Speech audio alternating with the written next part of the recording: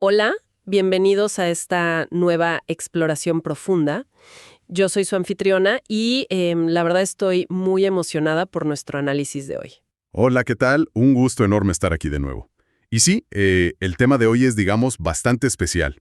Totalmente. Y para quienes nos escuchan, imaginemos por un momento un universo entero. O sea, constelaciones, planetas, todo, comprimido dentro de un cuerpo humano. Galaxias enteras latiendo en un pecho que parece a punto de estallar, pero que están contenidas casi a la fuerza por unas piernas de mármol que se están agrietando bajo esta presión inmensa. Es una premisa súper intensa. Súper intensa. Y de eso va el material que hemos recibido para esta exploración profunda. Hoy nos sumergimos en una única imagen visual. O sea, no hay una sola línea de texto, no tenemos un manual de instrucciones ni contexto escrito. Exacto, nada de texto. Y nuestra misión, pues, es desglosar detenidamente las texturas, los contrastes y todo el simbolismo de esta obra para entender qué historia nos está contando puramente a través de lo visual. Y la verdad es un desafío fascinante.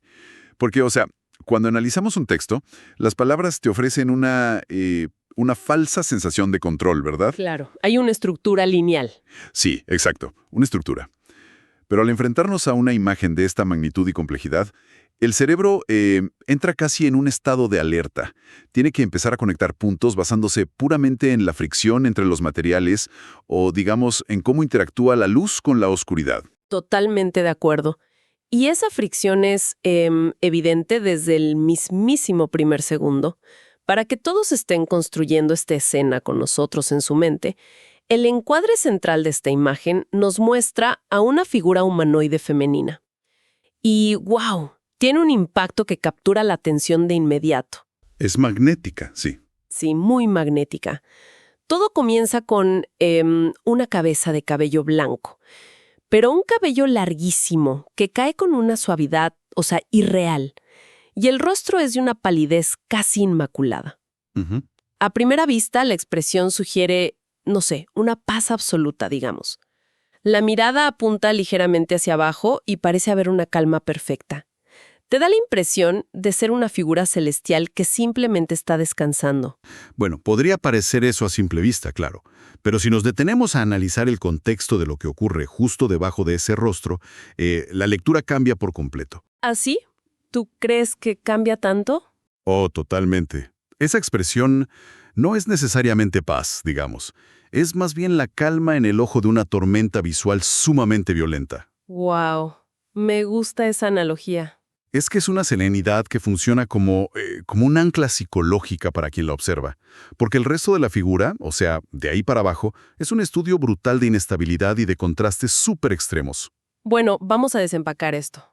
Porque la verdad, en el momento en que la mirada desciende por el cuello de esta figura, toda expectativa de estar viendo a una entidad tradicional, ya sea una mujer o un ángel clásico, se desintegra por completo. Se rompe, sí. Exacto, se rompe. El pecho, el abdomen, los brazos, o sea, no están hechos de piel, ni de ningún tipo de tejido biológico que podamos imaginar. En lugar de eso, esta figura literalmente contiene el espacio exterior. Y lo fascinante aquí es que no se trata de un simple estampado sobre la piel, no es un tatuaje. O sea, la textura de su torso es literalmente una extensión cósmica en sí misma. Sí, sí, sí, es profundidad pura. Exacto. Hay unos azules profundos, unos negros absolutos que simulan el vacío del espacio de una manera increíble. Y todo eso está perforado por cúmulos de estrellas sumamente brillantes. Es como si alguien hubiera tomado la fotografía de mayor resolución del telescopio espacial Hubble, digamos una foto de la nebulosa de Orión, por ejemplo, y la hubiera vertido en estado líquido dentro de un molde perfecto con forma de mujer. Esa es una gran imagen mental, sí. Y no es una imagen plana para nada, porque las nebulosas de luz blanca y azul palpitan, o sea, parecen irradiar desde un núcleo interno, como si estuvieran vivas ahí adentro. Claro. Y ese detalle de la irradiación interna es clave para entender la tensión principal de la obra. O sea, la guerra entre lo infinito y lo finito. Ujú. A ver, explícame un poco más de eso. Pues pensemos por un momento en lo que representa el universo a nivel conceptual, ¿no? Por definición, el cosmos es una expansión constante, una expansión agresiva. Es la ausencia total de límites. Es, digamos, una escala de caos que desafía cualquier comprensión matemática humana. Exacto, no tiene bordes. Pero sin embargo, en esta representación visual, ese caos absoluto está obligado a existir dentro de unos confines anatómicos muy estrictos. Está atrapado en una silueta. Es una paradoja visual enorme, claro. Se está tomando algo que, como decíamos, no tiene bordes y se le están imponiendo los bordes más frágiles imaginables. O sea, los contornos de unos brazos femeninos delgados y una cintura estrecha. Exacto. La fragilidad es clave ahí. Para ponerlo en términos quizás más mecánicos, es como, imagínate construir un reactor nuclear masivo capaz de generar la energía de 1000 soles y luego intentar usar una delicada cáscara de huevo como tu muro de contención. ¡Qué locura de analogía! Pero sí, es tal cual. O sea, la pregunta que surge inmediatamente en la cabeza de cualquiera es, de pura física básica, ¿cómo es posible que esta forma no explote instantáneamente y se convierta en un billón de estrellas? Y esa imposibilidad mecánica genera una respuesta de asombro, pero también de profunda ansiedad en quien la observa. Sí, mucha ansiedad, como que sientes que algo va a ceder. Claro, porque sugiere la existencia de un poder incalculable, pero es un poder que está siendo domesticado o quizás aprisionado por la forma física que lo alberga. Y esa ansiedad visual nos empuja inevitablemente a buscar, digamos, una respuesta estructural. Ajá. O sea, si la parte superior es pura energía cósmica expansiva, uno se pregunta qué tipo de base está soportando semejante carga de energía. Y es precisamente esa búsqueda de una estructura de soporte lo que lleva nuestra mirada hacia la mitad inferior de la imagen. Y aquí es donde se produce una transición que, te juro, genera un vértigo absoluto. Da muchísimo vértigo, sí. El cambio es radical. Completamente radical. La perfección fluida e inmaterial de todo ese cosmos choca de frente contra una pared sólida. A la altura de las caderas, el cuerpo cambia de una manera súper desorientadora. Pasamos del vacío del espacio a lo terrenal en cuestión de milímetros. Literalmente, no hay un degradado. Cero transición suave, es abrupto. El torso cósmico se convierte de golpe en un material pesado, opaco, sumamente rígido. Visualmente se asemeja al mármol o tal vez a una porcelana industrial muy gruesa, blanca y fría. Bueno, aquí es donde se pone realmente interesante. Porque, a ver, ese mármol no es prístino. Para nada. No es una estatua perfecta sacada de un museo renacentista. La superficie de las piernas está devastada por una red de grietas. Son unas fisuras oscuras, profundas, que parecen dentadas. Bajan como si fueran gruesas telarañas negras por todos los muslos, atraviesan las rodillas y llegan hasta las pantorrillas. Están por todas partes. Y además de eso, la figura lleva puesto lo que parece ser un calzado de tacón alto. Pero si observas bien de cerca, el zapato no es un objeto externo que ella se puso. Los tacones están fundidos directamente en el mismo material de piedra de sus propios pies. Claro. Y si conectamos esto con el panorama más amplio de la historia visual y del arte, pues el mármol nunca es una elección neutral. Nunca lo es. ¿A qué te refieres exactamente? Me refiero a que, históricamente, el mármol representa la fundación, lo clásico, el orden. Es, digamos, aquello que fue tallado con un inmenso esfuerzo humano y que está diseñado específicamente para resistir el paso de los siglos. Es la materia inerte por excelencia, anclada totalmente por la fuerza de gravedad. Pero en esta imagen, esa supuesta resistencia se ve casi ridícula. Totalmente. Solemos pensar en el mármol como un símbolo de inmortalidad, pero al ponerlo directamente debajo de un torso hecho de energía estelar perpetua, el mármol de repente parece el eslabón más débil de toda la estructura. Es irónico, ¿verdad? Súper irónico. Y al ver todas esas grietas oscuras, la mente inmediatamente intenta resolver el rompecabezas de qué está pasando. Y yo veo dos posibilidades contradictorias aquí. A ver, cuéntame. O bien esta base física de mármol se está desmoronando porque, bueno, la vasija simplemente no puede soportar la inmensa presión radiactiva de la galaxia que lleva en el pecho. O por el contrario, No estamos viendo una estructura que está fallando por el peso, sino más bien un caparazón rígido que se está desprendiendo. Oh, interesante. Como mudar de piel. Exacto. Es la diferencia entre ver un edificio colapsando por un terremoto o, digamos, un cascarón de huevo rompiéndose desde adentro porque la criatura ya está lista para nacer. Podría ser una coraza antigua, una armadura de piedra que finalmente está cediendo para revelar el inmenso universo que siempre estuvo oculto en su interior. Espera, me encanta la idea del nacimiento, esa idea de liberarse de una coraza. Pero creo que hay un problema fundamental con esa lectura. ¿Cuál problema ves? Si estuviera naciendo, o sea, si estuviera a punto de liberarse y salir volando, ¿por qué los pies están literalmente fundidos en esos tacones de piedra? Eso no parece un caparazón natural que simplemente se cae, ¿sabes? Parece más bien una trampa, algo diseñado para mantenerla inmovilizada contra el suelo. Wow, sí. Esa observación da en el clavo totalmente. Tienes toda la razón. La fusión de los pies cambia la narrativa por completo. Pasa de ser una narrativa de liberación a una narrativa de cautiverio. De aprisionamiento, ¿sí? Exacto. Y esa fricción conceptual nos obliga a expandir el análisis hacia el exterior de la figura. ¿Por qué? Esta guerra interna entre las galaxias brillantes y la piedra inerte no ocurre en el vacío. O bueno, paradójicamente sí ocurre en el vacío. Pero al igual que el resto del cuerpo, estas alas se niegan a ser clasificadas fácilmente. Si uno se acerca a ver los detalles, se puede distinguir perfectamente la estructura anatómica de las plumas individuales, capa sobre capa de plumas. Pero claramente no están hechas de queratina ni de ningún material sólido del mundo real. Claro que no. Son alas forjadas a partir de luz pura, de luz sólida. Tienen una cualidad súper translúcida y emiten el mismo resplandor blanco y azul intenso que vemos en su pecho. Brillan desde adentro. Exacto. Y este fenómeno luminoso no se limita solo a las alas.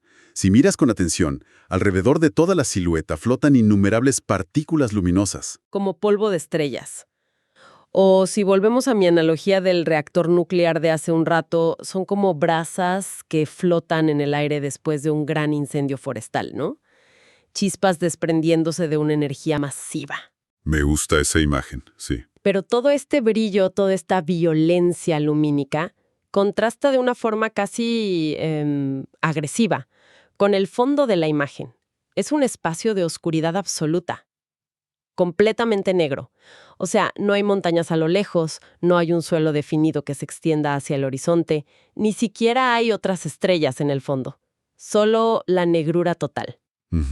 El vacío absoluto. Y en medio de toda esa negrura, ella está de pie sobre un pequeño pedestal cuadrado. Un bloque geométrico inmaculado que, de nuevo, también es de mármol blanco. Y esto plantea una pregunta importante sobre cómo procesa nuestro cerebro humano la falta de entorno, ¿sabes? Psicológicamente, la ausencia de un horizonte visible elimina por completo el sentido del tiempo y del espacio. Claro, te quedas sin referencias. Exacto. Cuando no hay un fondo, no hay un pasado de dónde venir, ni un futuro hacia dónde ir. Es una situación estática. Genera, digamos, una forma muy sutil de privación sensorial y de aislamiento profundo. Entonces, ¿qué significa todo esto en conjunto? Porque hay un fondo que aísla por completo a la figura en la nada y un pedestal geométrico perfecto y frío debajo de ella. A mí me da la impresión abrumadora de estar frente a una exhibición en un museo intergaláctico. Sí, un museo en el fin del universo. Como si alguien hubiera esculpido a esta entidad, la hubiera abandonado en el centro de la nada y de repente, ¡boom!, la estatua hubiera cobrado vida. Pero a pesar de estar viva, sigue eternamente confinada a su zona de exhibición. Y analicemos un momento la naturaleza de la luz en esa exhibición que mencionas. En el arte clásico y en la fotografía tradicional, por lo general, una fuente de luz externa baña al sujeto, ¿verdad? Revela su volumen, le da un contexto espacial. Sí, la luz viene del mundo hacia la obra. Exactamente, la luz viene del exterior. Pero aquí, el vacío devora todo a su alrededor. No hay sol, no hay focos apuntándola. La luz emana única y exclusivamente de la figura misma, el cosmos en su pecho, las alas brillantes, las partículas flotantes. Ella es la única fuente de iluminación en un universo completamente apagado. Es como un faro solitario operando en medio de un inmenso océano de tinta negra. Pero lo que resulta realmente devastador de esa idea es que un faro está diseñado específicamente para quedarse clavado en un solo lugar. Y ella tiene alas. ¡Wow! Sí. Y esa es, creo yo, la mayor tragedia de toda la composición. Y es el núcleo conceptual de la obra. O sea, el vuelo estático. El vuelo estático, me encanta cómo suena eso. Es que observemos las herramientas que posee. Tiene alas colosales que, desde un punto de vista evolutivo o incluso puramente simbólico, existen con un único y exclusivo propósito: la movilidad absoluta, la ascensión, el desafío a la gravedad. Claro, las alas son libertad.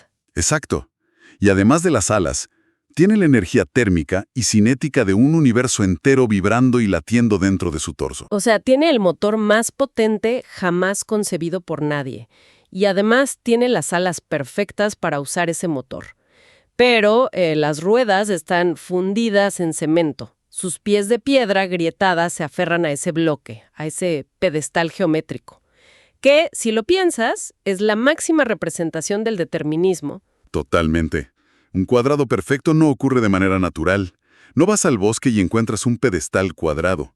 Es una imposición humana de orden, de control estricto. Sí, es una jaula invisible. Es una figura atrapada permanentemente en un purgatorio, digamos, entre la agencia, o sea, su propia voluntad, y el determinismo. Por un lado, tienes la promesa ilimitada de ascender, que se manifiesta en esa luz brillante y en las galaxias.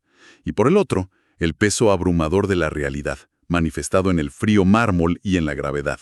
Es muy triste, la verdad. Sí, y esa estática de su base, contrastada fuertemente con el dinamismo salvaje de las chispas que flotan a su alrededor, crea una resonancia emocional muy profunda. Es el dolor visceral de tener un potencial infinito, pero que lamentablemente no tiene a dónde ir. Y entender eso, o sea, procesar esa idea del vuelo estático, nos hace regresar de golpe a la expresión de su rostro, a esa calma pálida que mencionábamos en el primer minuto del análisis. Cambia todo el significado de esa mirada. Por completo, teniendo en cuenta la física aplastante y brutal que está ocurriendo de su cuello hacia abajo, esa mirada ya no parece para nada serena. Tal vez es pura resignación ante su destino.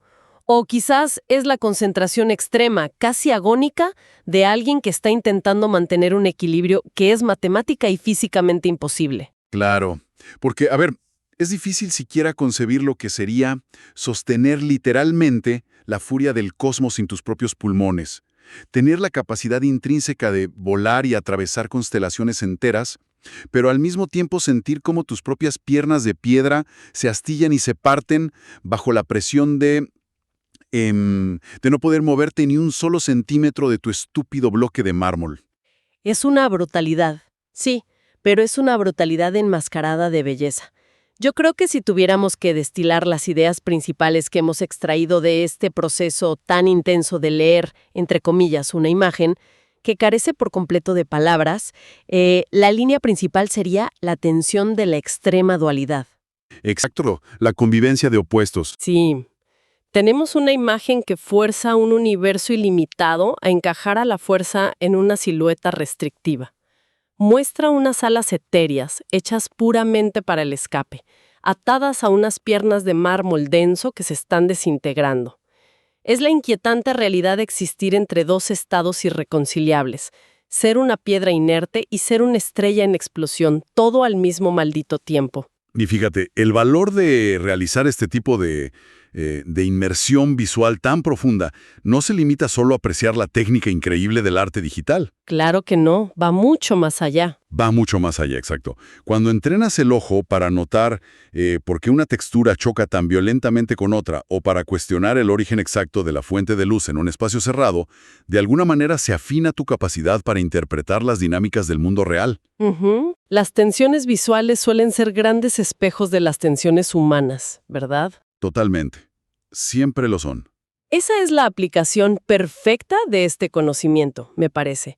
Sirve como un recordatorio visual muy poderoso de que las personas y las situaciones a nuestro alrededor rara vez operan en un solo plano. La fortaleza absoluta y la fragilidad extrema pueden, y de hecho suelen, ocupar el mismo cuerpo al mismo tiempo. Así es. Todos conocemos casos así. Claro. Es muy fácil, por ejemplo, mirar a alguien que parece estar irradiando una energía imparable, que está produciendo, trabajando y moviéndose por el mundo con la fuerza de un reactor nuclear. Y es facilísimo ignorar por completo las profundas grietas estructurales que tienen su base. El exterior puede proyectar una solidez de mármol invencible, mientras que el interior está literalmente al borde del colapso por la pura presión de intentar mantener esa forma, ¿no? Nos enseña, digamos, a desconfiar de la lectura plana y superficial de las cosas. Obliga a quien observa a buscar siempre la fisura oculta en la piedra y, sobre todo, la luz que intenta escapar valientemente de la oscuridad. Es un ejercicio de empatía pura a través de la observación crítica. Me encanta cómo lo resumes. Es un ejercicio de empatía.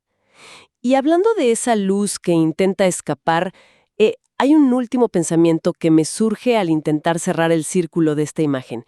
Es una idea que me sigue dando vueltas en la cabeza al observar a esta entidad, que está hecha del cielo estrellado, sosteniéndose apenas sobre unas extremidades que se resquebrajan a simple vista, en medio del vacío absoluto. Un vacío que, como dijimos, no ofrece ninguna respuesta. Solo es un espacio infinito para la duda. Exactamente. Y nos deja, al menos a mí, una pregunta muy provocadora, resonando mucho, mucho después de haber dejado de mirar la pantalla. Y es la siguiente. ¿Es el destino inevitable de esta figura terminar de romperse, dejar que ese pesado mármol se haga polvo para finalmente ser libre y disiparse como el polvo estelar que ya orbita a su alrededor? Qué fuerte pregunta. O, en un giro quizás más aterrador, es precisamente la gravedad abrumadora de su base agrietada y su frío pedestal la única fuerza en el universo que impide que ese vasto y hermoso universo interior se pierda para siempre en la inmensidad de la nada.